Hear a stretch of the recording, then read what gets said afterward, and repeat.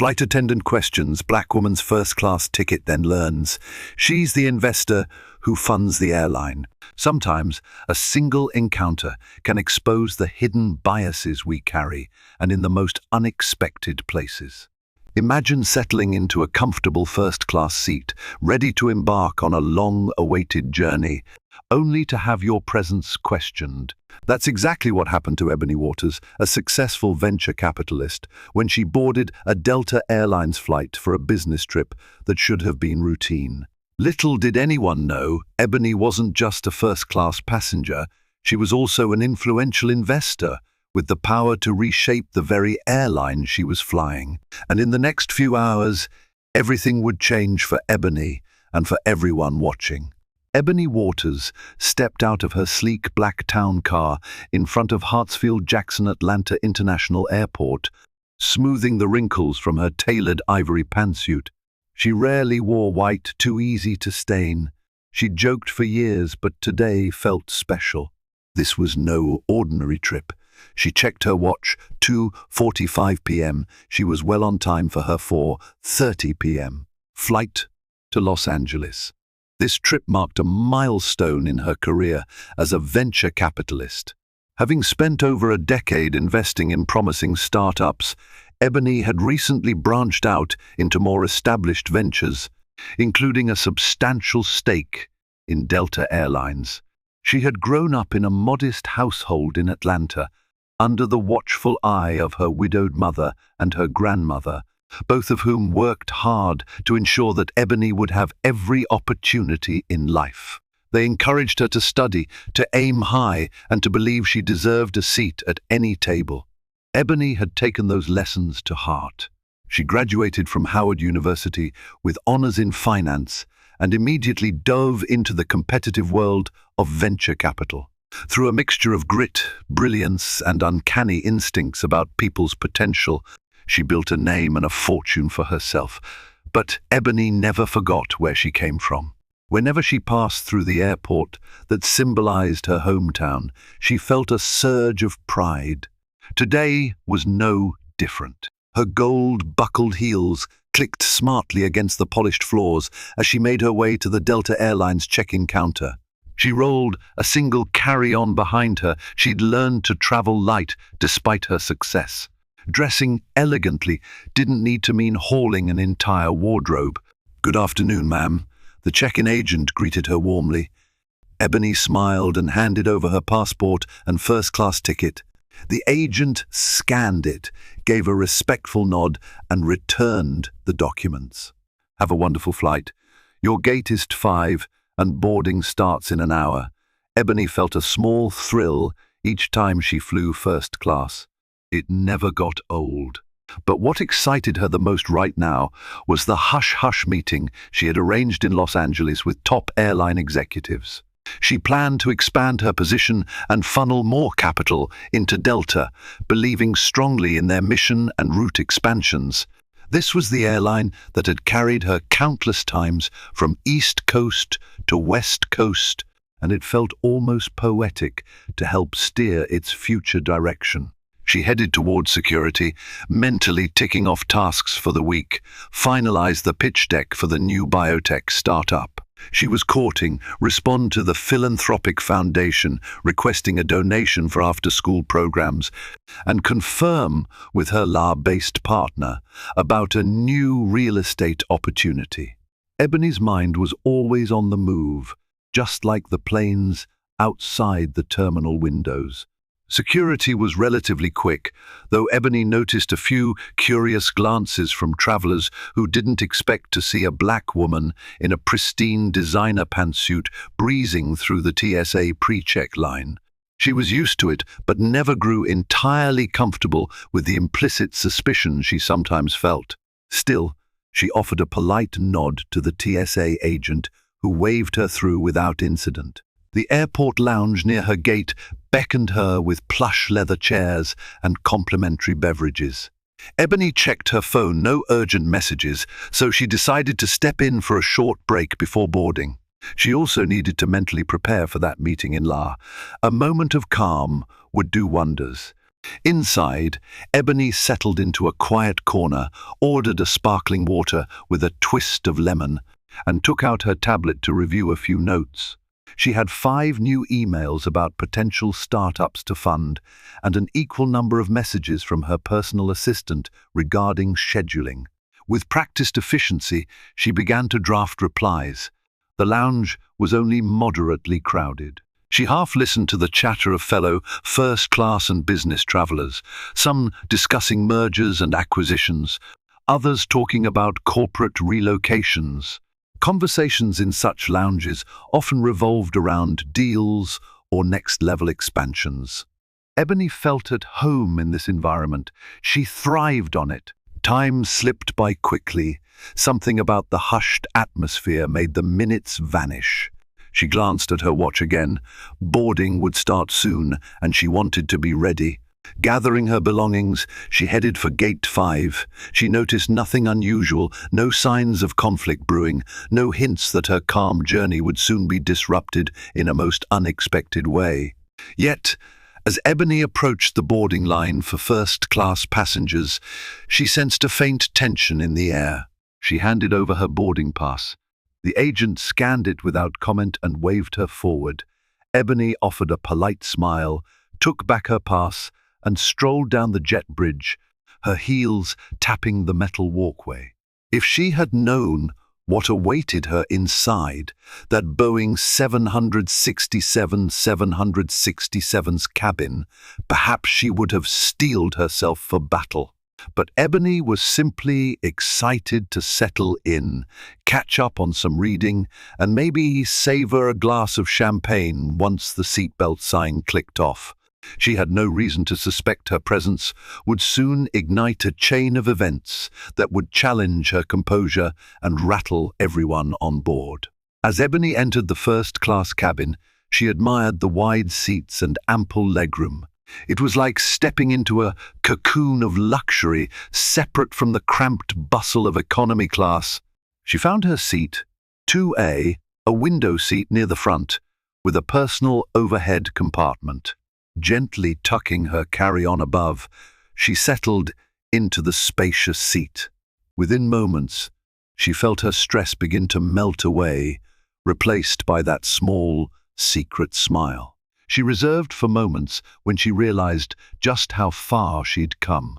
The flight attendant assigned to first class, a tall, honey-blonde woman named Caitlin Reeves, made her way down the aisle. Her uniform was immaculate, her posture confident. She was greeting passengers, offering pre-flight beverages, and ensuring everyone was comfortable.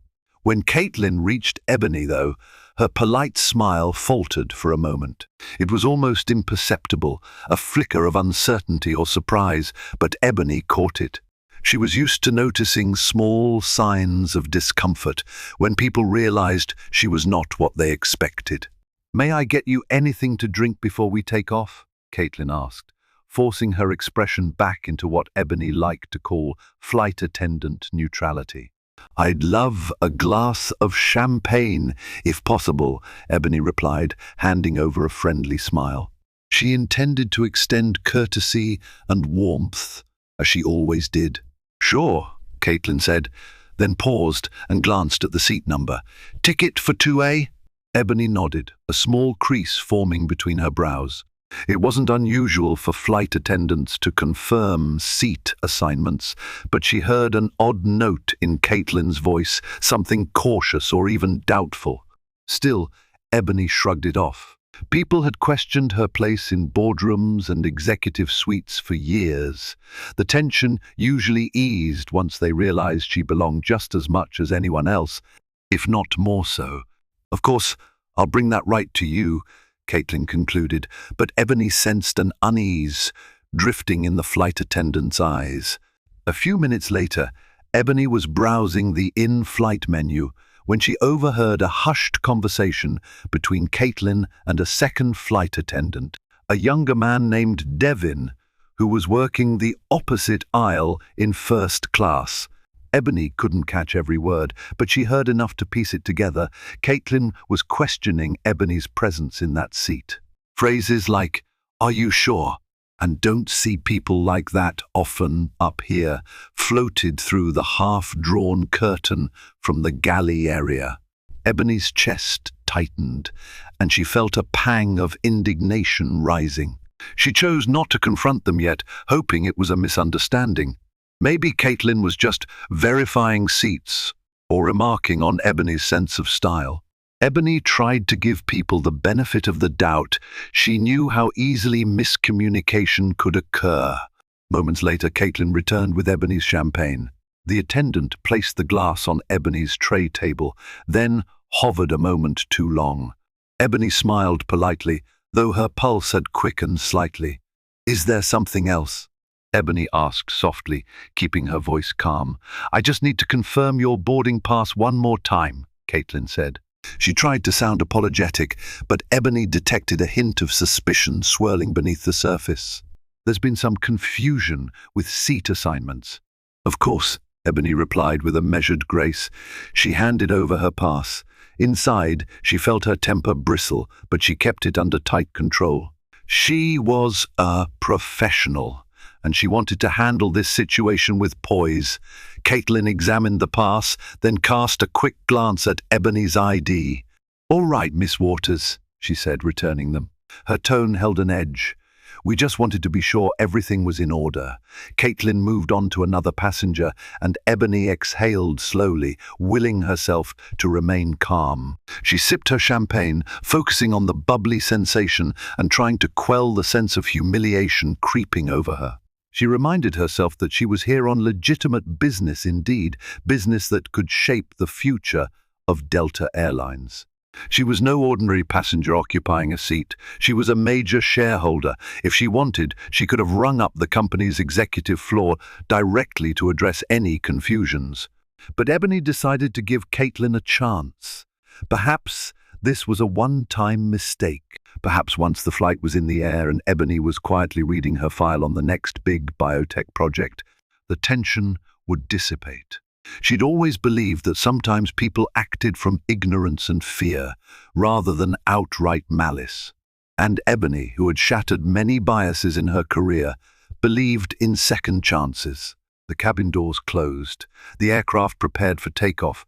Ebony fastened her seatbelt, feeling the engines rumble beneath her.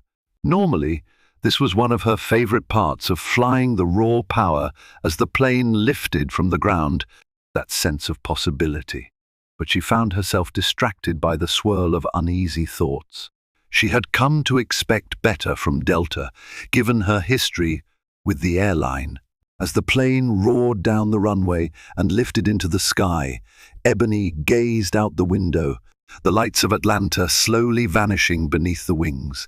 She tried to shake off the lingering negativity. Soon they'd be at cruising altitude, and she could get some real work done. Life was too short to let ignorance ruin a flight. She was determined to rise above, literally and figuratively. But Ebony would quickly discover that Caitlin's inquiries were far from over. The tension would build, culminating in a confrontation that would leave Ebony and everyone else in first class shaken to the core. And by the time Caitlin realized who Ebony truly was, it would be too late to take back the damage done. Once the seatbelt sign turned off, Ebony unfurled her tray table and placed her tablet on it, ready to finalize a crucial presentation for her upcoming meeting. She inserted her noise-cancelling earbuds, hoping to tune out the rest of the cabin and sink into her work. However, her eyes were irresistibly drawn to the figure of Caitlin, who seemed to be flitting from passenger to passenger with an agitated air. It was subtle. Caitlin still wore that polished flight attendant facade, but Ebony noticed the extra politeness with certain passengers, the averted gaze when passing Ebony's row, the nervous tapping of her foot when she paused.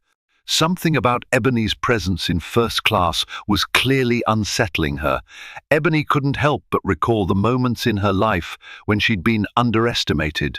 She remembered stepping into her first interview at a prominent venture capital firm. The interviewer, an older white man in an impeccable suit, looked her up and down with barely concealed shock, as if trying to reconcile Ebony's credentials with her appearance. She'd aced that interview, eventually surpassing him in the ranks. She also remembered times in her childhood when neighbors whispered that her family would never go far. Yet here she was, an investor with a portfolio that spanned tech, real estate, and yes, airlines.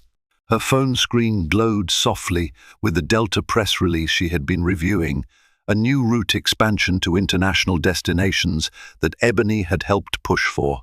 She was proud of this initiative. More connections meant more opportunities for people worldwide.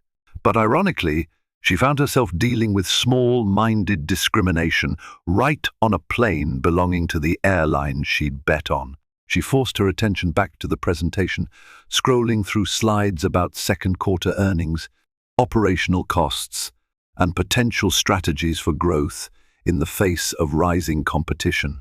The glow of the tablet illuminated her calm yet resolute features. Her mind was racing with figures and timelines, but a large portion of her brain was waiting, expecting another confrontation. 15 minutes later, Ebony's intuition was proven right. She removed her earbuds momentarily when she noticed Caitlin standing in the aisle near her seat, addressing the man in 2B, a middle-aged businessman wearing a navy blue suit. Ebony caught a glimpse of the man's name on a gold-trimmed luggage tag, Samuel Whitaker. He was flipping through the in-flight magazine and looked surprised by the flight attendant's question. "I'm sorry, Miss Reeves," he said, glancing at Ebony, "but I don't see what someone else's seat has to do with me." Caitlin's face flushed. "I'm just trying to ascertain if Miss Waters might have switched seats with someone. The manifest had changes someone cancelled last minute, so there could be an error." Samuel shrugged. "I didn't see anyone switch seats. She's been here since boarding." Ebony shut off her tablet and placed it aside. She couldn't pretend this was normal. Clearing her throat softly, she addressed Caitlin, who seemed to be going out of her way to avoid eye contact. "Is there a problem with my seat assignment?" For a split second, Caitlin looked like a cornered animal. Then she composed herself, but her tone came out clipped. "We've had issues with seat theft on recent flights. People sometimes sneak into open seats after the door closes." Seat theft, Ebony thought grimly. Right. Because a woman like me surely couldn't afford first class. She felt an old anger stirring in her chest. She leveled a polite but firm gaze at Caitlin. "I checked in properly, had my boarding pass scanned, and you yourself verified it a moment ago." Caitlin's eyes flickered to Ebony's crisp outfit, to the embossed tablet case on her tray. She paused, and Ebony could almost see her internal gears turning. "Yes," Caitlin finally said, "but I needed to confirm it with the passenger next to you, just to ensure there was no confusion. There have been times when an agent accidentally gives out the same seat to two different people." Ebony said quietly, "Has there been any sign of that problem today? Because from what I can see, nobody else is claiming 2A. A tense hush hung in the air. Passengers in nearby rows were starting to watch, uncomfortable. Some cast sympathetic glances at Ebony, others, unsure what was happening, simply looked on with curiosity. Ebony felt her cheeks flush. She was used to indignities, but not like this, not so publicly. Caitlin cleared her throat. "We'd just like to be absolutely certain. Thank you for your cooperation, Miss Waters," she said, emphasizing Ebony's last name as though it were a question. Ebony's eyes flashed, but her voice remained steady. "If you have any more questions, feel free to bring the senior flight attendant or the pilot, if that's more appropriate. Otherwise, I'd appreciate being able to enjoy my flight in peace." Caitlin's mouth formed a thin line. She gave a curt nod and hurried off to the galley. Ebony exhaled a trembling breath, returning to her seat. She noticed that her neighbor, Samuel, offered her an apologetic shrug, as if to say, "I'm sorry you're going through this." She nodded in thanks, appreciating the small gesture. But Ebony's mind was no longer on her presentation or the new routes. She couldn't ignore the tightness in her chest or the sting in her eyes. It was a reminder that, even with all her success, she still had to defend her right to be where she belonged. She might be signing deals that shaped markets, but to this flight attendant, she was just another suspicious traveler who didn't fit. She considered calling a contact she had on Delta's board or shooting an email to the airline's VP of Customer Relations. But Ebony tried to weigh the consequences. She preferred solving conflicts calmly. She also despised the idea of playing the "I'm an investor, so back off" card. She wanted to be treated with dignity simply because she was a human being who deserved it, not because of her wealth. Yet, part of her recognized that if she did reveal her status, it might not only humble Caitlin, but also teach the airline a valuable lesson in training its staff to handle implicit bias. Ebony made a mental note to bring this up discreetly in her upcoming meeting in Los Angeles. A flight attendant publicly challenging a first-class passenger's legitimacy more than once was an incident that needed addressing at the corporate level, especially if Ebony was going to pour more capital into the company. For the rest of the climb to cruising altitude, Ebony tried to immerse herself in her work. She forced her focus onto the data in front of her, not the flight attendant's side glances or the tension thick in the air. She made minor tweaks to slides, wrote bullet points for a potential marketing campaign, and jotted down questions for the executive board. But every so often, her mind wandered back to the sting of injustice, and she realized with grim acceptance that this was likely far from over. Cruising at 35,000 feet, the plane leveled out, and the flight attendants began the cabin service for first-class passengers. Devin, the younger attendant, passed out warm towels and took dinner orders. Ebony requested the grilled salmon and watched as the other passengers called out their choices. She noticed that Devin was friendly and respectful, offering Ebony a genuine smile. He asked if she needed anything else, and Ebony thanked him politely. She decided not to drag him into the tension with Caitlin. If anything, Ebony was grateful for Devin's kindness. Caitlin remained in the galley, occasionally stepping out to consult with Devin or pass something to a passenger. Ebony could feel the tension radiating from her. Once or twice, Ebony caught Caitlin shooting her a look that bordered on resentful. It puzzled Ebony why cling to this suspicion. Ebony reminded herself that sometimes prejudice ran deep, and for some, it was easier to double down than to admit they might be wrong. After dinner was served, Ebony took a few bites of her salmon, sipping water in between. She wasn't particularly hungry. Her appetite had diminished thanks to the unpleasant undertones still coloring the flight. She glanced around the cabin at passengers engrossed in their meals, their in-flight movies, or their laptops. Samuel in 2B was reading a thick binder of what looked like legal documents. Occasionally, Ebony felt the warmth of his glance, as if he was silently checking if she was all right. Once dinner trays were cleared, the lights dimmed slightly to allow people to rest. Ebony decided to try and sleep for a bit. The meeting in Los Angeles was early the next morning, and the last thing she needed was to be tired and stressed. She reclined her seat, covered herself with a light blanket, and closed her eyes. She must have dozed off for about half an hour before a subdued commotion stirred her awake. Rubbing her eyes, Ebony saw that Caitlin was kneeling beside a middle-aged woman in row 4 who seemed faint and was pressing a hand to her chest. A wave of concern replaced Ebony's annoyance.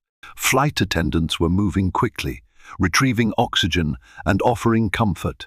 Devin made an announcement asking if there was a doctor on board. Instantly alert, Ebony sat up, scanning the cabin. Several passengers, including Ebony and Samuel, craned their necks to see if the woman was all right. A hand shot up from across the aisle, a young woman who introduced herself as a nurse practitioner. She moved to row 4, reassured the flight attendant, and began tending to the passenger. For a few tense minutes, Ebony waited with bated breath, feeling her heart hammer. The possibility of a medical emergency at 35,000 feet could overshadow any personal grievances.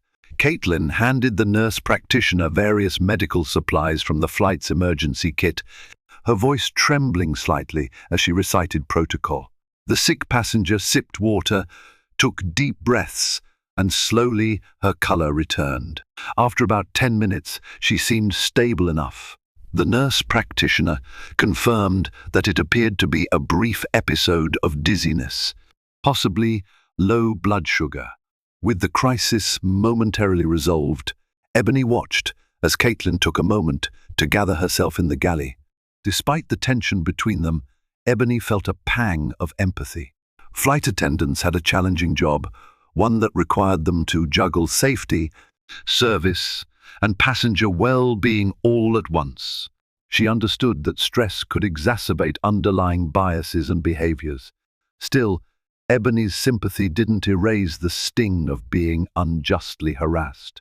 After verifying that the passenger in row 4 was okay, Caitlin resumed her duties. The cabin settled into a quiet lull, with most travelers resting or watching their screens.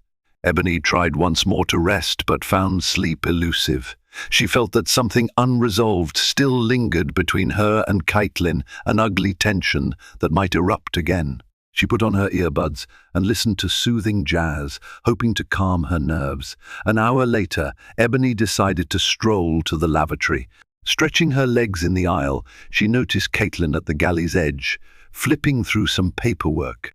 Ebony was just about to pass by when Caitlin abruptly blocked her path, looking startled. She clutched a small binder close to her chest. "I need a word," Caitlin said, voice low and urgent. Ebony raised an eyebrow, not expecting this.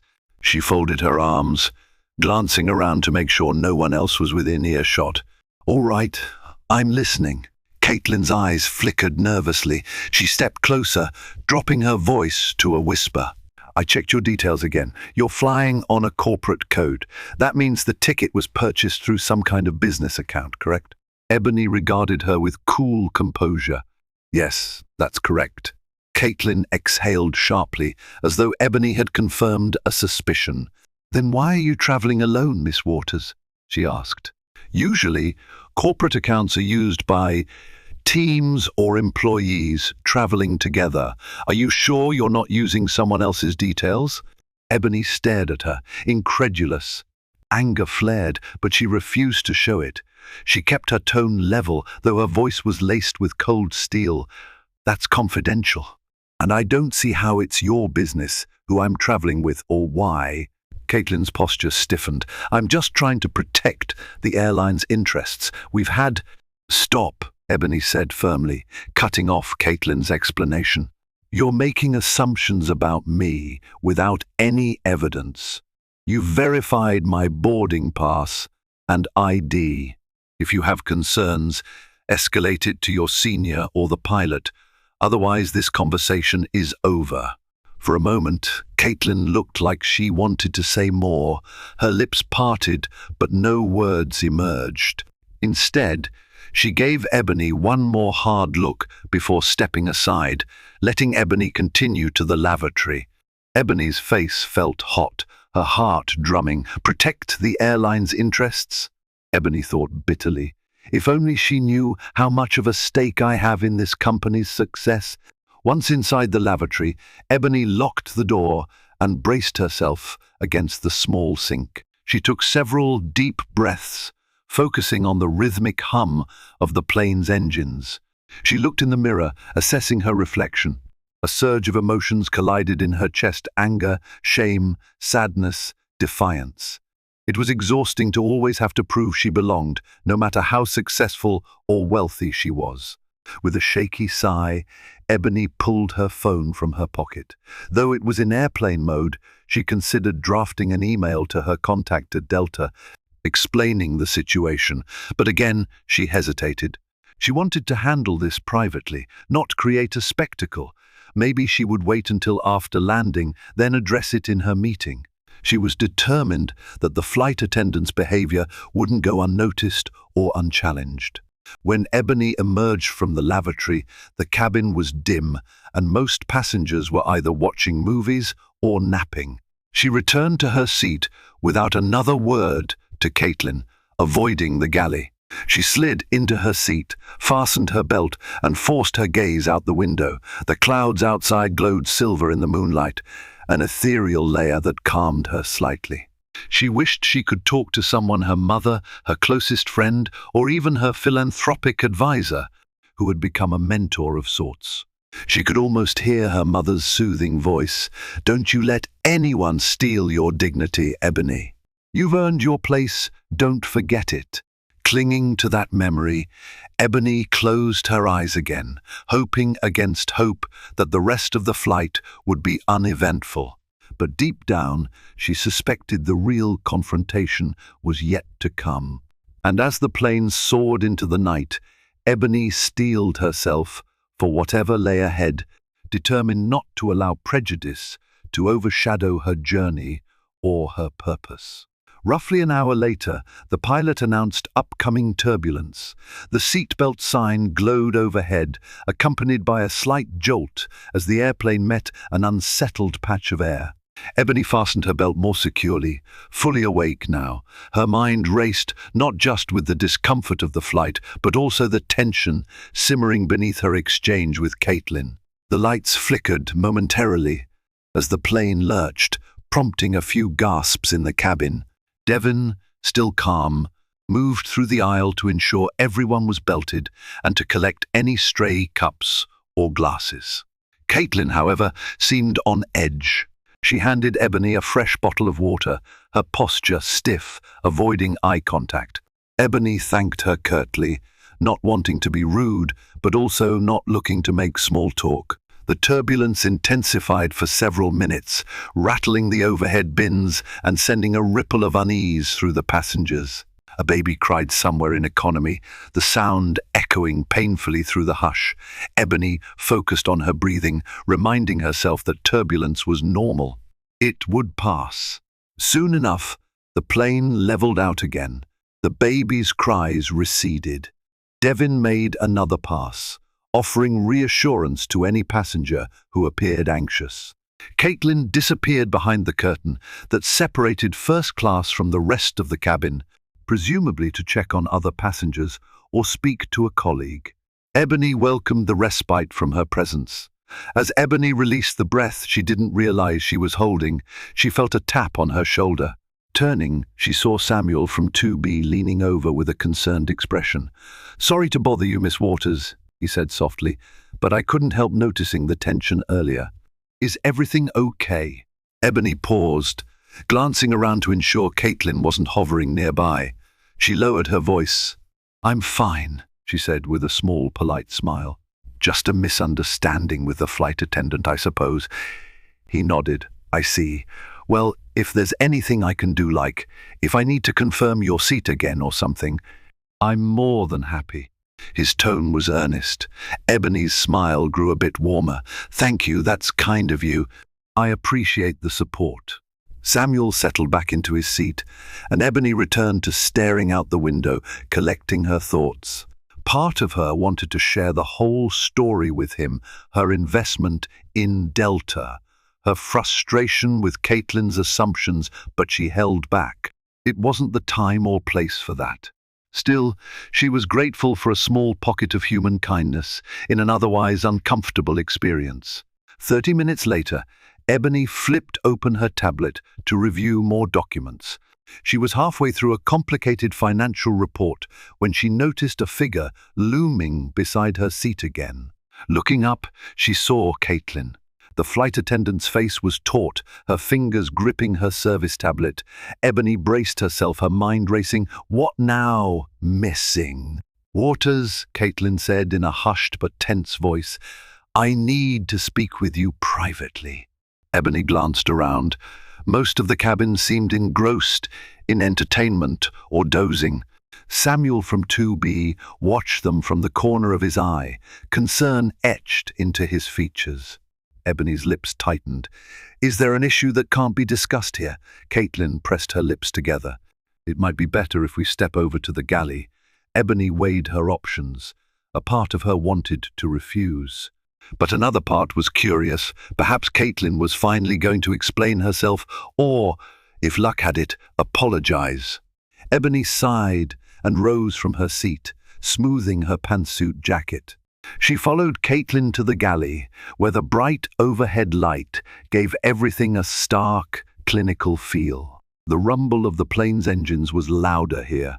Caitlin positioned herself between Ebony and the curtain, as though trying to ensure they wouldn't be overheard. "I've looked into your passenger record," she started, voice low. Ebony's eyes narrowed.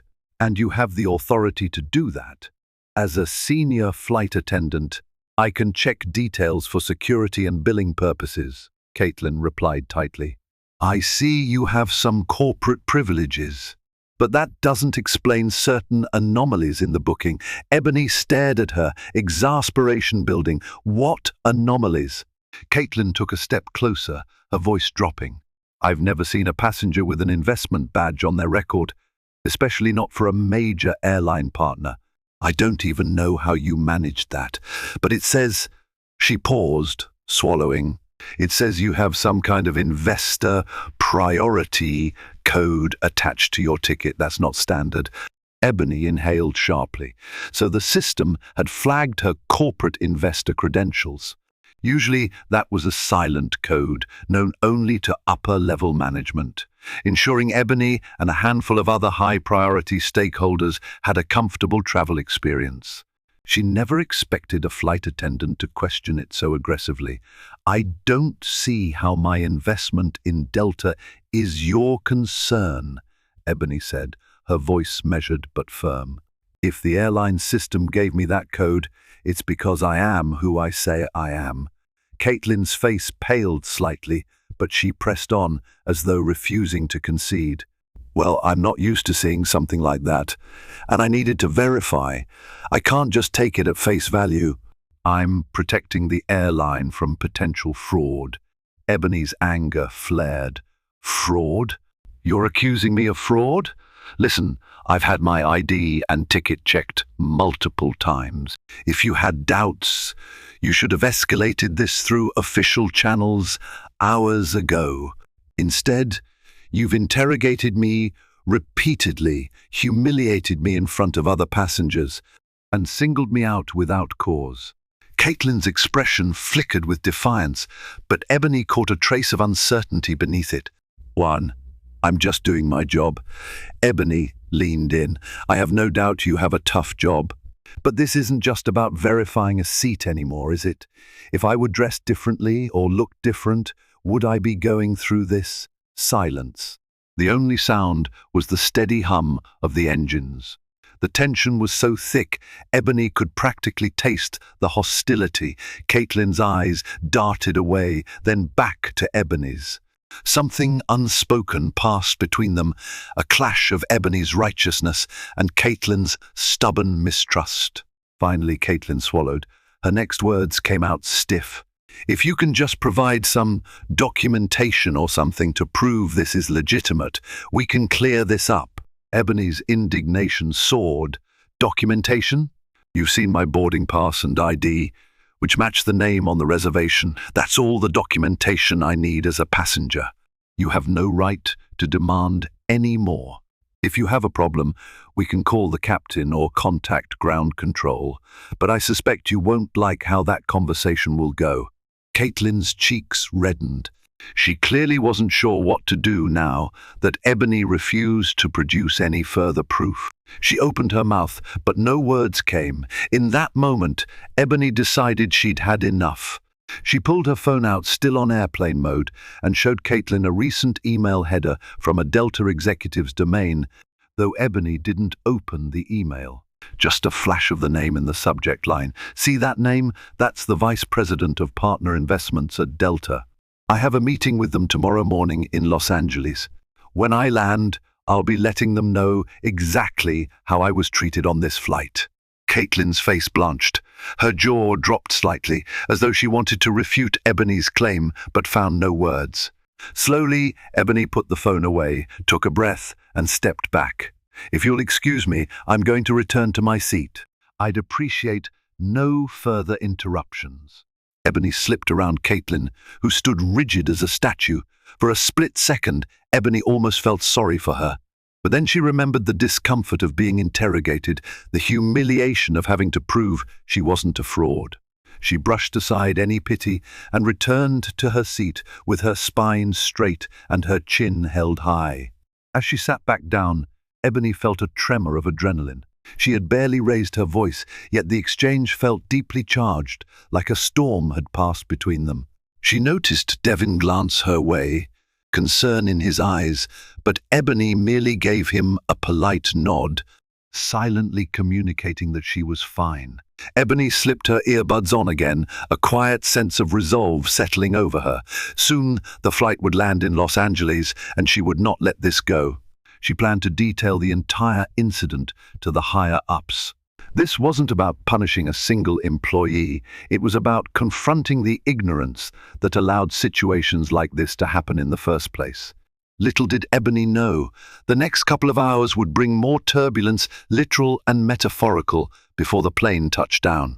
And when it did, the consequences of Caitlin's actions would reverberate far beyond this single flight. The final 2 hours of the flight were punctuated by intermittent pockets of turbulence. Some passengers grew restless, fidgeting in their seats, while others tried to sleep through the bumps. Ebony remained alert, her confrontation with Caitlin burning in her mind. She jotted down notes on her tablet, documenting every interaction, times, locations, specifics. She wanted an accurate record for her post-flight conversation with Delta leadership. During one particularly jarring jolt, Ebony gripped her armrests, feeling the plane dip and then right itself. She heard the clatter of dishes in the galley. Devin's voice came over the PAR system, reassuring everyone that they were experiencing a normal patch of rough air and asking them to remain seated with seatbelts fastened. Ebony glanced across the aisle to see Caitlin strapped into a jump seat, her face rigid with tension. The seatbelt sign remained illuminated for a solid 20 minutes as the aircraft navigated stormy conditions. Finally, the pilot announced they were moving into smoother air, and the jostling diminished. Relief washed through the cabin like a collective sigh. As the plane found steady air, the flight attendants rose to resume their service. Devin came around, offering a final beverage service before landing. When he reached Ebony, he leaned in discreetly. "Ma'am, I'm so sorry if there's been any inconvenience during this flight. If there's anything you need, please let me know." Ebony smiled gratefully. "Thank you, Devin. I'm fine for now." He nodded, handed her a bottle of water, and continued down the aisle. Ebony took a sip, feeling touched by Devin's empathy. Even if Caitlin was giving her a hard time, at least the rest of the crew wasn't piling on. A short while later, Ebony's tablet pinged with a low battery warning. She fished out her charger and realized she needed a power port. She leaned down to find it beneath her seat, only to discover that it wasn't working. With a small sigh, Ebony stood and checked the port next to her seatmates. Also dead. "Strange," she muttered. Deciding to ask for assistance, Ebony pressed the call button. A minute later, Caitlin appeared, her expression guarded. "Yes, Miss Waters," Ebony forced a polite tone. "My power port doesn't seem to be working. Could you reset it, or is there another port I can use?" Caitlin offered a stiff nod. "I can try resetting the ports from the panel. One moment, please." Ebony waited as Caitlin disappeared, presumably to access some controls. She returned after a minute. "Try it now." Ebony plugged in her charger, but nothing happened. She looked up at Caitlin with a mild shrug. "Still not working." Caitlin frowned, a hint of frustration flickering over her features. "We might have a technical issue. I apologize, but there might not be much we can do mid-flight. If you need to charge something urgently, I could see if a seat in row 1 is free, though I believe it's taken." Ebony appreciated the offer, though it came through gritted teeth. "It's all right. Thank you for trying." Caitlin nodded and turned away. Ebony sighed, resigning herself to low battery life for the remainder of the flight. She placed her tablet aside and tried once more to relax. 10 minutes later, Ebony felt a sudden tap on her arm. She looked up to see the passenger behind her, an elderly man wearing a comfortable sweater. He apologized for disturbing her, but said he'd overheard that her power port wasn't working and offered her use of his. Ebony smiled warmly, thanking him for his generosity.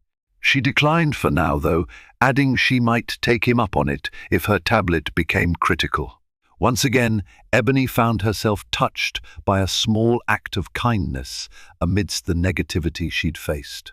The flight was a microcosm of the world, she thought, pockets of prejudice and ignorance contrasted with moments of genuine empathy. She resolved to focus on the latter, at least for the next hour, until they landed.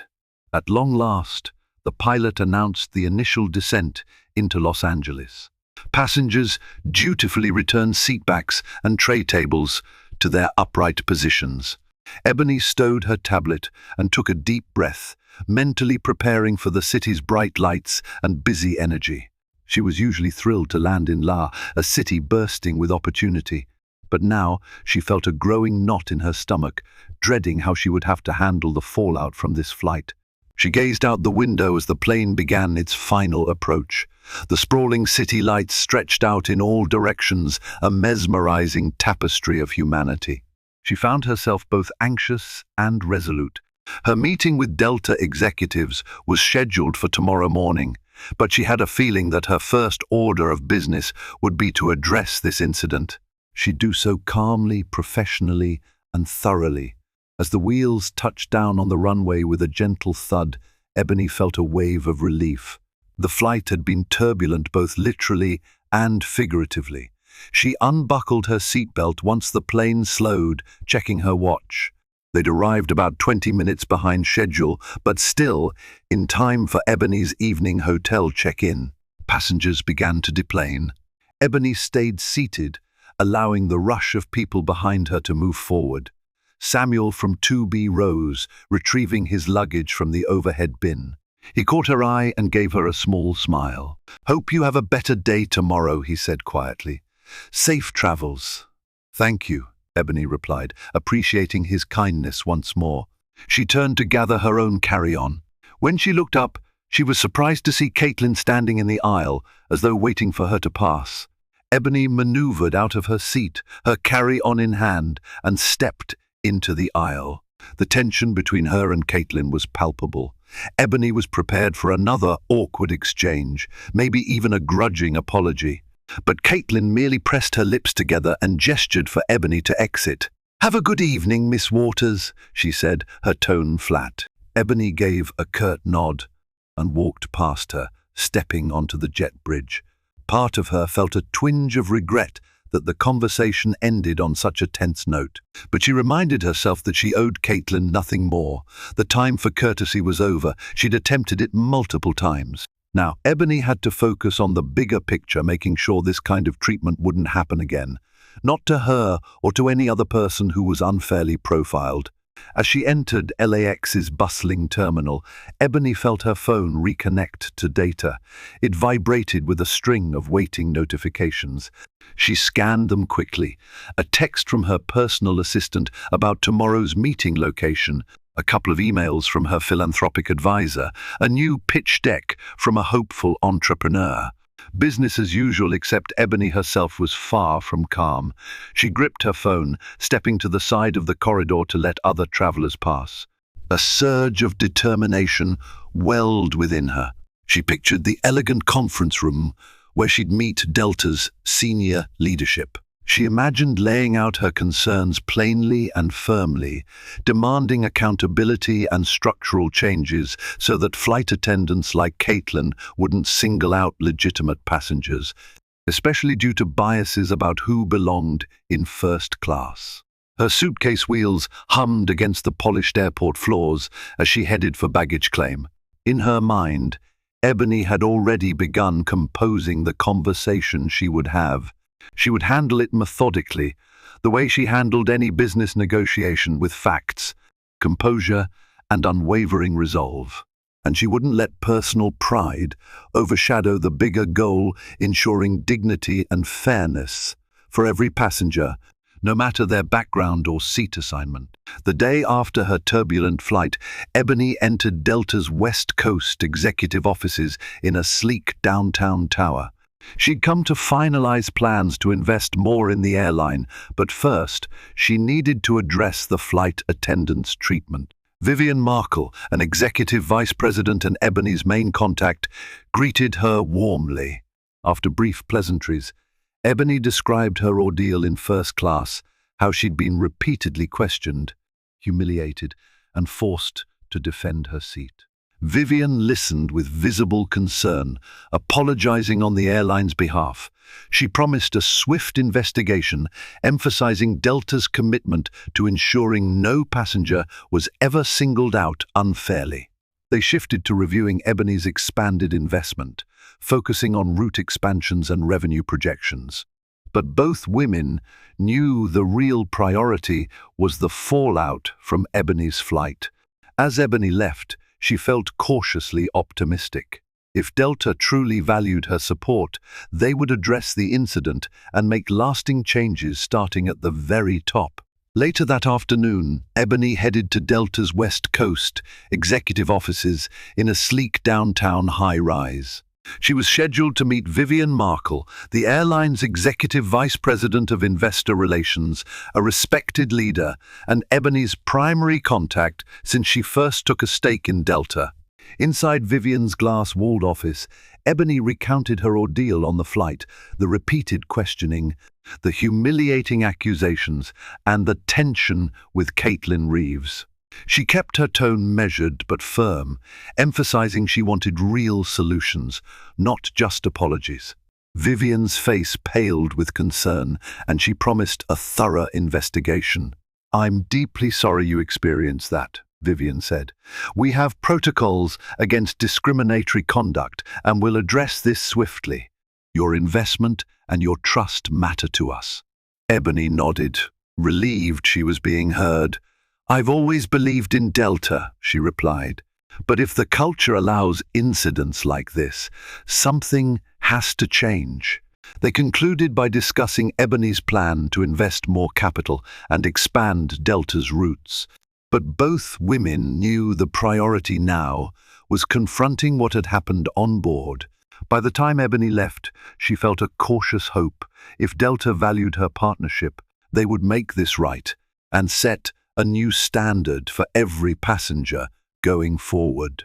Over the following weeks, a series of conversations unfolded between Ebony and Delta's leadership. They discussed ways to strengthen their training programs, focusing on implicit bias and customer respect. Ebony, using her leverage as a major investor, insisted that any expansions or major initiatives should include a renewed emphasis on diversity and equity within the airline's ranks. Delta agreed, and Ebony saw them begin drafting policies that would reshape flight attendant onboarding and continuous education. As for Caitlin, Ebony heard through Vivian that after a thorough review, the airline placed her on a 3-month probation. She was required to undergo additional training, counseling, and community service hours with organizations that promote racial understanding. When Ebony learned of this, she felt a measure of satisfaction. It wasn't a simple slap on the wrist, it was a structured path toward genuine growth. In the months that followed, Ebony remained in touch with Vivian, occasionally inquiring about the progress of the new training initiatives. Delta, eager to retain her goodwill and capital, invited Ebony to attend a session with new recruits to share her perspective as both an investor and a passenger who had experienced bias.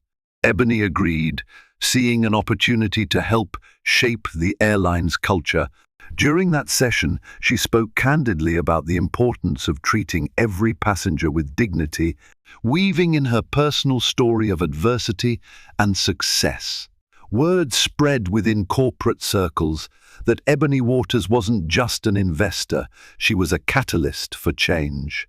Other companies she'd invested in reached out, asking for guidance in setting up their own diversity and bias training programs. Ebony found herself at the intersection of business and social impact, precisely where she'd always wanted to be.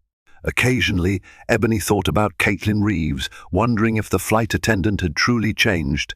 She hoped so, because Ebony knew from personal experience that adversity could be a catalyst for real transformation if one was open to learning. 6 months after that fateful flight, Ebony boarded another Delta flight, this time from Los Angeles to New York, for a conference on venture capital in underrepresented communities. As she stepped into the first-class cabin, she scanned the faces of the flight attendants with mild curiosity. She didn't see Caitlin among them, which was no surprise. Still, Ebony felt a twinge of reflection. She wondered if all the progress she'd fought for was translating into real changes on the ground. The flight went smoothly. No one questioned her seat assignment or demanded extra documentation. Instead, Ebony received the standard courtesies extended to any first-class passenger. She caught a connecting flight in Atlanta, heading to New York. By then, the novelty of the quiet, respectful treatment made her smile wryly. No drama, no suspicion, just normalcy. Upon landing at JFK, Ebony wheeled her carry-on into the terminal. She was about to call for her car service when a familiar voice called her name. Turning, she saw Devin, the young flight attendant from that turbulent flight months ago. He was off duty, dressed in casual clothes, but Ebony recognized him instantly. "Miss Waters," he said, jogging over. "It's such a pleasure to see you again." Ebony grinned, genuinely happy to see a friendly face. "Devin, right? You were so kind to me on that flight." He nodded, clearly delighted she remembered. "Yeah, that's me. I just landed on a different route." "How have you been?" "Busy, as always," Ebony replied. "I've been working with Delta on some training initiatives and expansions." Devin's face lit up with understanding. "Oh, I heard about that. They've rolled out new modules on cultural sensitivity and bias training. It's been a big deal, lots of internal talk. Everyone says it was sparked by an investor's complaint after a first-class incident." "That was you?" Ebony gave a modest nod. "Yes. I just wanted to ensure the airline took these things seriously." Devin smiled warmly. "We appreciate it. Honestly, the training made a lot of people think about how we handle passengers. It's a good change." Ebony felt a quiet sense of fulfillment. "I'm glad to hear it. That was the goal." Devin hesitated a moment, then lowered his voice. "You know, Caitlin changed routes after her probation. We're not on the same crew anymore, but word is she's doing better. She's been volunteering at a local community center, working with kids from diverse backgrounds. Some say she's a different person now." Ebony exhaled, feeling unexpected relief. "I hope so. Everyone can grow if they really want to." Devin nodded, then checked his watch. "I've got to run to catch a train. But it was wonderful seeing you. Take care, Miss Waters. And thank you." They parted ways with a friendly wave. Ebony watched Devin disappear into the crowd, her heart a little lighter. She headed to the curb for her car service, thinking about all the ways a negative experience could be transformed into positive change. As Ebony slipped into the waiting black sedan, she felt a rush of gratitude for her own resilience, for the kindness of people like Devin and Samuel, for the chance to wield influence that made airlines rethink their training. Life was full of challenges, but also full of opportunities to do better, to push forward, and to grow. She called her assistant to confirm the details of the venture capital conference, feeling renewed excitement for the days ahead. Because Ebony Waters had learned a simple truth: the best kind of power wasn't just financial.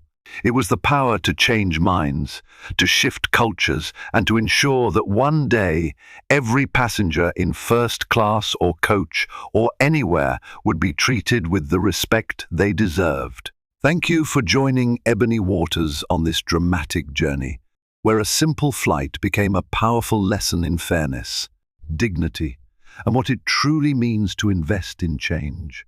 If this story resonated with you, if you felt Ebony's frustration, her determination, and ultimately her triumph, then help keep the conversation going.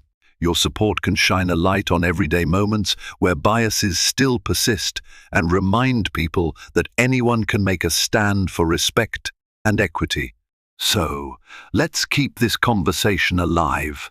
Like this video, share it with friends who'd appreciate Ebony's inspiring story, and subscribe to my channel for more dramatic and thought-provoking tales. Together, we can raise awareness, challenge injustice, and celebrate the victories that come from standing up for what's right. After all, the journey to a fairer world is one we're all on. Let's keep flying higher, together.